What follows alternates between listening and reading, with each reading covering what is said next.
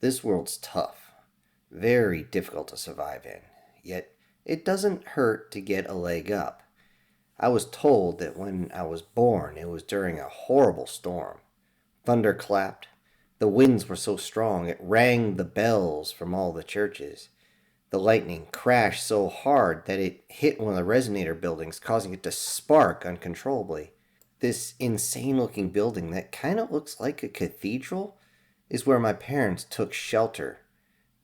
They tell me that an old woman actually helped them during the delivery, and it was a difficult delivery, that everyone was actually worried about me and mother, but thankfully we both pulled through. And given the circumstances, I guess it's a good thing I don't quite remember. What I do remember is waking up, taking a very deep breath, and then saying, "I'm alive."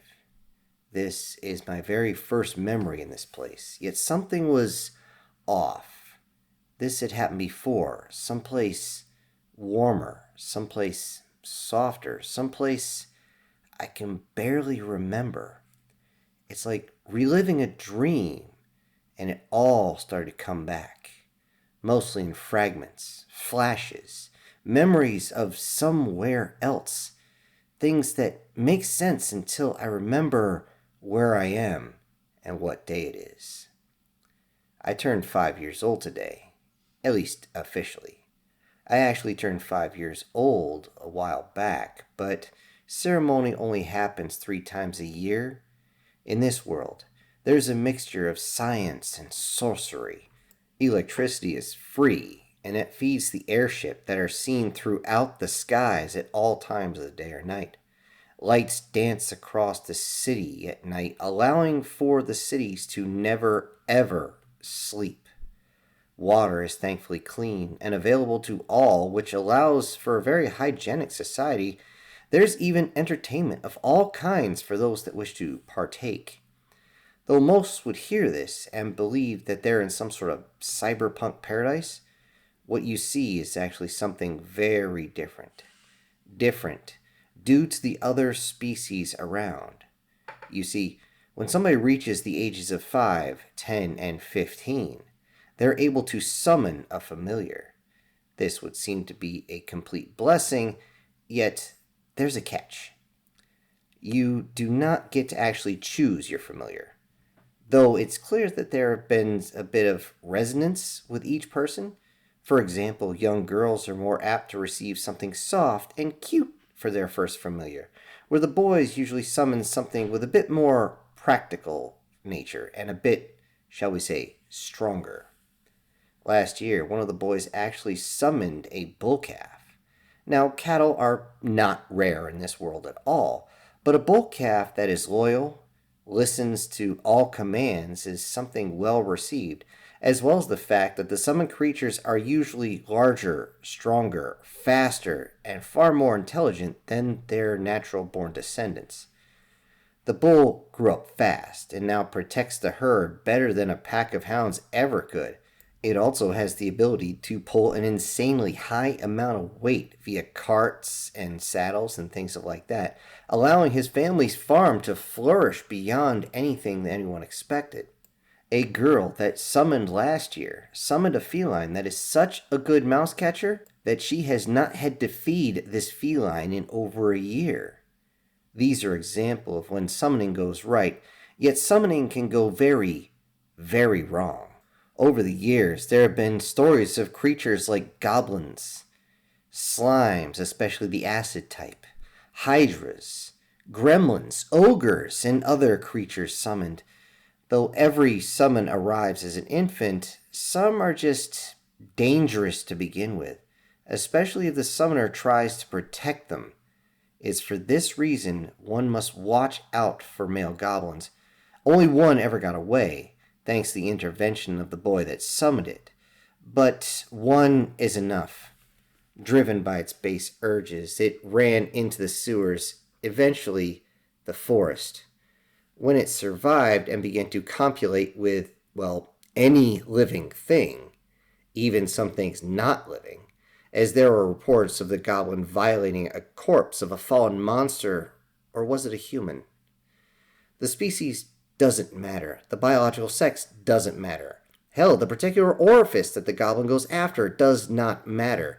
The only thing that matters is the chance of impregnation of the target, at least the attempted impregnation.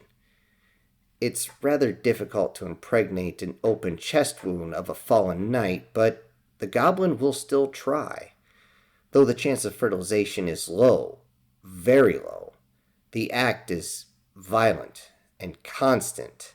An act of trying this is horrible enough to break one's own spirit, as it seems like this thing is like some sort of energized rabbit as it just keeps going and going. This is just one of many examples of why there's always security around the summoning. Once the confirmation of the species shows that they are dangerous, the summoned familiar is dealt with as swiftly as possible. Not violently if they can help it, because it is still just an infant, but quick. They can at least give it that. One would think that this would mean no goblins. Absolutely incorrect. This means no male goblins. Female goblins, though not very intelligent, are allowed to live. The majority of such end up working in brothels, as their extremely flexible body and extremely high libido fits them just fine. In a small village outside a city, there's even one that works in the local tavern. I've seen her around and even spoken with her. She seems smarter than what others say. However, she will let you know that she is for rent. Oddly enough, she has no children after even so long. However, one would think that she was only summoned maybe 20 years ago at most. She does not seem to age all that fast. Unfortunately, there is also another danger to summoning a creature, and that is how the family or summoner will actually support it. Something like the bull calf could just be fed milk for other cows for a while and then simply consume foliage. Yet something like a lizard or a beastkin is a bit more expensive. Due to this, guards are not the only ones present. There are also brokers. Ugh, just thinking about it makes my skin crawl. Shady assholes that will quickly pay for summoned creatures. All the summoner has to do is relinquish the overseer title to this dealer and receive a small pouch of gold. Most of the time, you will end up finding these sold summons working in some sort of rich mansion. If they're beastkin or lizards or something, they might be maids, butlers, guards, or they might even be pets. The worst is where they're sold to the brothels. I remember the cage with a pixie in it being taken to the pleasure district. It still makes my gut twist in horrible ways thinking about it, as she looked over and I couldn't have been more than 4, and yet her eyes screamed for assistance. There's one more group that is always present, and those would be the knights. Those armored jackholes never pay for a meal nor whatever entertainment they partake in. I remember when they pushed me over once, when they addressed my mother in a less than respectful manner. They threatened my father with death if he defied them, and only my insistence on yelling, "Being a knight does not give you the right to act like a goblin. If you want to force yourself on someone, perhaps you should do so with yourself."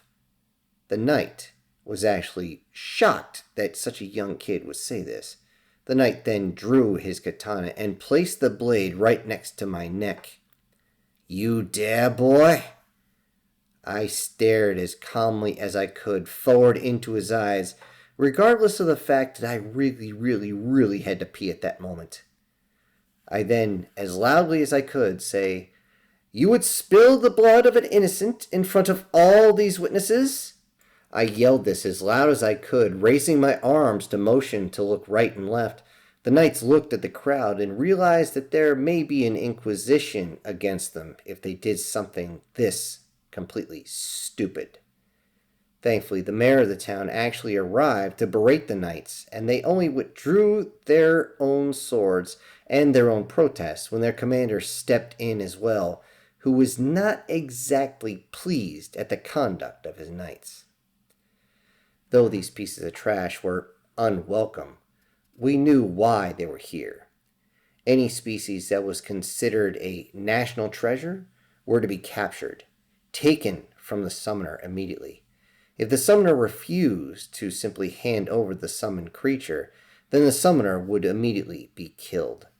The list of species for this is quite short, as they listed things like griffin, basilisks, and things like that they are extremely rare. Though no one wanted to say it, everybody knew the reason why the knights did this. It wasn't to keep the population safe, as they so claim, which everybody knew was a line of BS. It was a way to actually consolidate power around the quote-unquote nobles and royal family, especially military power. I remember seeing the same type of story playing out in somewhere. I remember, what was it called? Oh, it's deep buried in my memories, but I'm pulling it out. I believe it was called Enemy. A story that exposed how slave contracts were used to condense magical abilities towards the royal families, the nobles, and any other monarchy. This sort of thing just seems to piss me off. Especially when I discovered that the power of the summon actually resonates with the one that summoned it. The boy that summoned the bullcat last year is a perfect example. He's now easily 20 times stronger than he should be for his size. His body is much denser as well, and he could even process foliage. He doesn't even have to eat real food. He can simply eat grass, grains if he wants, and he's perfectly fine. On top of that, he has this strange ability called charge. It allows him to burst through items that are, well, let's just say far too dense for his body to handle. I've actually seen him do a charge, basically jump up into a haymaker and break a rock into half. Even the girl with the cat got heightened senses, especially vision. It's creepy to see her eyes actually morph, but this allows her to actually see in the dark. To this end, if the summoner is willing and the summoned creature is deemed useful, they are actually conscripted by the knights into the branches of service. I have not seen it personally, but it makes my blood boil to think they would simply grab someone and say, "You now serve us." On the flip side, a noble that summons a useless creature is usually deemed unworthy and disinherited and tossed into a Blackwater town, kind of like this one. In fact, 2 former nobles, 1 man and 1 woman, now live here as commoners due to their small summons. To this day, they don't mention what they summoned, and I don't see it, but they seem content living here at least. Taking all this into account, yep, it's official. This world is just as messed up as the one I keep remembering. I think I'm remembering, and I'd worry I'm hallucinating. It's more messed up in some areas, less in others. Yet, just like in any world, there are going to be those still trying desperately to hold on to their tenuous power they believe they wield. Yet, just like any malarkey, dictatorship, Führer, warlord, or whatever the hell you want to call it, their power base is a farce. It's a facade. It's nothing. It's there for show. I don't bother bringing this up again, as my parents got angry at me once. When I brought it up, they did what all parents do, and they cover their butts. I mean, I can't blame them, as my sibling will actually be born soon. I simply must get ready for the ceremony, as, well, hopefully I get something that helps us out. Like everyone else, the best clothes are actually held for us. In particular, a ceremonial robe that needs to be worn. This white robe is actually passed down from generation to generation. It's a white robe to symbolize the child's purity. Everyone at 5 years old wears such a thing. To my shock, we are actually supposed to wear only this. Has something to do with the purity of body, mind, or soul, or something like that. I don't know. I feel like a fraud wearing this thing, though. If they only know what I had done in the previous life that keeps coming to me, that continues to trickle into my very soul, purity would not be something they would say about me. The dreams, the memories, they still haunt me. Jumping out of bed at the slightest noise, almost stabbing a drunk neighbor that was knocking on the door when it was just my mother and me in the house. I actually did stab something, ended up stabbing a rat that was running across the room at night. Thinking hard and analyzing, I realized something. It's a good thing we don't have a cat. They have a tendency of jumping on you at night, and if one did that, I might end up grabbing it by the head, whipping it around real fast, and friggin' yeeting it across the room and smacking it against the wall. Probably the only thing out of my mouth when somebody asks what was that is, we're gonna need a new cat. I meet the others on the way. Not surprising, they only greet me with what little respect they can muster. Due to this old soul, I'm considered weird, just a weird child. Though it should be noted that this child could calculate very, very easily, far beyond what they wanted me to understand, which got me into higher classes, but I do have to say I had a bit of trouble learning how to read and write the language, as it's some sort of mixture of letters and glyphs. It's confusing, at least until you understand the basics, but then again, that's the same with everything else. What actually made it simple was when I realized that this is almost like learning how to code. The other kids don't want to play games against me, as I have yet to lose. I keep catching them when they try to cheat. Things like this can actually impress adults, but wow, does it piss off the kids who are trying to win. Standing with all the others in this small ocean of white, there are humans like me. There's the elves that keep to themselves, as they were once a hunted species, one of the only species that can actually use magic without issue and use it even before summoning. The dwarves seem anxious, very, very high-strung folks, even at a young age, and they really, really hate to lose. So if somebody gets a better summon than them, they're going to be in a foul mood probably for a year. Yet if you show them something useful, something they can use, they'll be your best friend for 5 minutes. I see the few tieflings around, they seem nervous, yet they always are due to the reputation of always trying to swindle. I catch the gaze of Roxan, a young one like me, and she blushes a bit, turns away. I once told her that she will grow up to be even more beautiful than her stunning mother. She turns away again every time I look at her, and she's always kind of been shy. However, I had to be careful about saying that in front of her mother. Compliments of true conviction and true honesty are seen as courting behavior, and also her mother does blush when she sees me now. The halflings are also scattered about. One is actually right next to me. At our current age, it'd be hard-pressed to tell them apart, except for the slightly pointed ears, and they seem a bit short. That's not to be a pun, but they are all excellent craftsmen. They tend to keep to themselves, though, as intermixing has been known to reveal the absolute party animals they are. Little Lisa right here, right by my side, and Orhe next to her, don't really care for being rambunctious at all, at least not yet. Hate to say it, but at the only party I attended in the halfling village, even at my young age, and this was only about 6 months ago, I was propositioned by her mother, Orhe's older sister, and Lisa's father.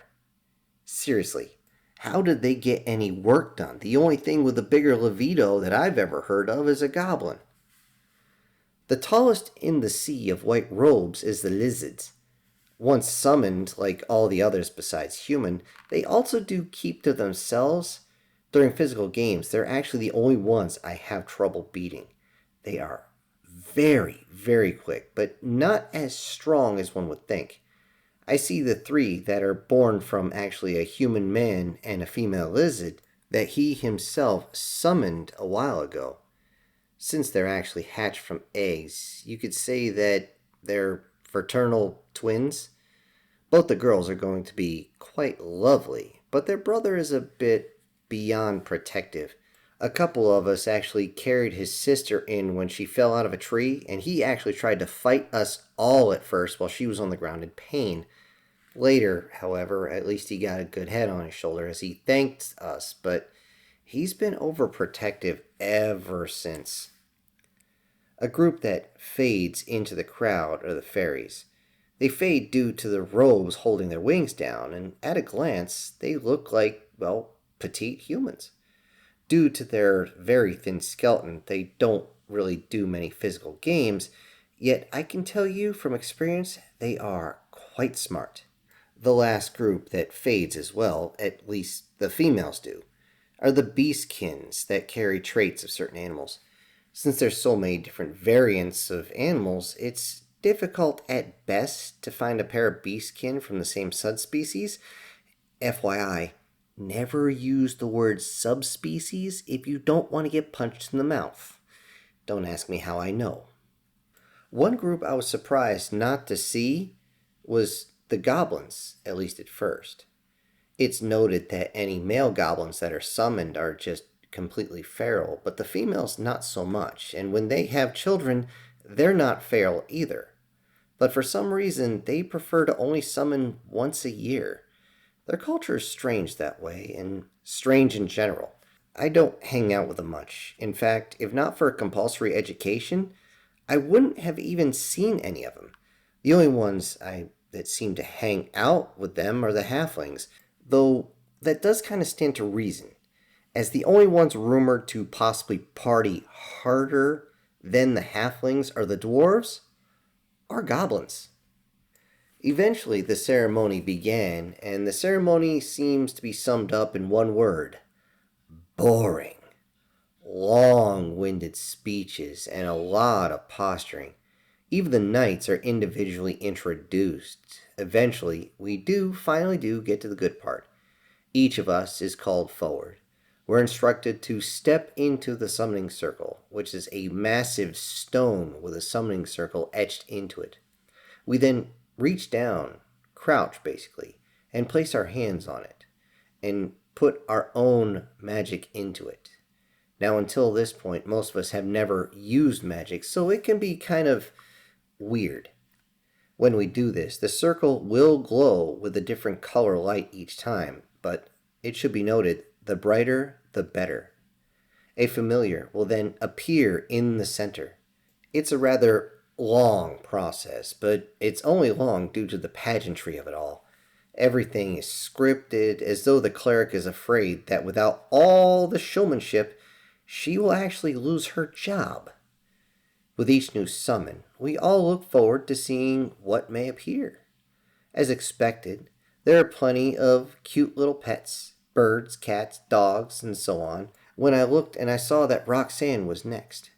She blushed when I gave her the Y, as in cool dude hand signal from back in the day. In this world, that's like giving someone a heads up. When she got to the top of the summoning circle, she hesitated, and I could see in her eyes the words I once told her. I told her, do not try to force your magic. Let it flow like a river. And if you do so, it will carry you towards your destination. As she stepped into the circle, I could see her take a deep breath, almost close her eyes a little bit, open them up, and lay her palms down onto the stone, and she seemed to relax. It was only a moment later that the circle glowed for a moment before coming very, very bright. I ended up turning away and shielding my eyes a little bit. As the light faded, we all looked forward, and we saw a baby flaming salamander, and was right in front of Roxanne. It quickly climbed up on her and wrapped its tail around her waist. The knights sprang forward with swords drawn. The salamander actually tried to hide itself behind her. As Roxanne stood up, we could see in her eyes the power of the salamander. This creature is wonderful in two areas: blacksmithing and combat. Seeing how well she handled the powers that seemed to flow through her, and how attached she was to the salamander on her, the knights seemed to calm themselves and put away their weapons. Then they walked with her back towards her parents. She looked my way one more time, and I just smiled at her. I realized that a life of privilege was ahead of her. Tiefling or not, she will have the pick of the litter when it comes to mates later. The salamander will assure that none ever try to betray her, as they have excellent instincts on those that wish to betray their masters. Besides, who would want to piss off a fire-spitting reptile? One that's going to end up growing so big that Roxanne's going to be able to ride it. And Lord knows, it might even evolve into something even more dangerous. When it was Olaf's turn, little Lisa was right next to me, and she gripped my robe so tight that her nails actually began to pierce my skin. Given her stature, she was nervous that she would actually miss the summoning of her brother. I offered to hold her up, and she turned out to be incredibly light. I watched as Olaf summoned a beastman of sorts. I say this because most of us had never even heard of an arcane before, and now we're seeing one in person? For a moment, the knights had no idea how to deal with a young girl with a strange-shaped back. Her 4 arms were also strange, as well as 4 legs, yet at the moment, it was a baby. A baby that started crying. Olaf reached down and picked it up with care. A lot of folks claim that arcane are scary, but all anyone really saw at that moment was a child. When this spider girl wrapped her arms and legs around Olaf, Lisa wanted to run up to her brother, but it was not time for that. In fact, it was now her turn to go through the summoning. As I put her feet back down on the floor, I whispered in her ear, "Clear your mind. You don't have control over what's summoned. Just let your power flow. Don't force it." She walked up nervous as she could see her parents doting on her brother and how this arcane was now perfect for a craftsman. I watched her place her hands on the stone. At first, she forced it, but then she must have realized what I said, and she relaxed. It was then that another bright flash of light came out, and I was slowly opening my eyes, and even I was shocked at what I saw as my vision began to clear. In front of her was a baby unicorn, yet something was off. This unicorn was too small to be a foal. But then I almost chuckled a little bit, realizing that it's going to grow up to be just the right size for Lisa. And that's when it happened. The magical resonance kicked in, and both of them began to glow a strange white and green. Both seemed to glow slightly as we all watched them both seemingly grow. The filly that was the uniform grew to the correct size for a newborn foal, and Lisa began to grow as well.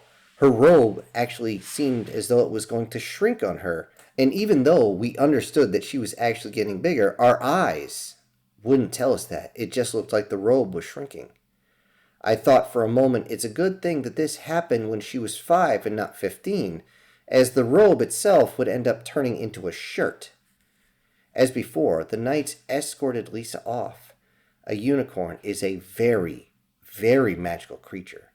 Normally those that ride them are saints and sages.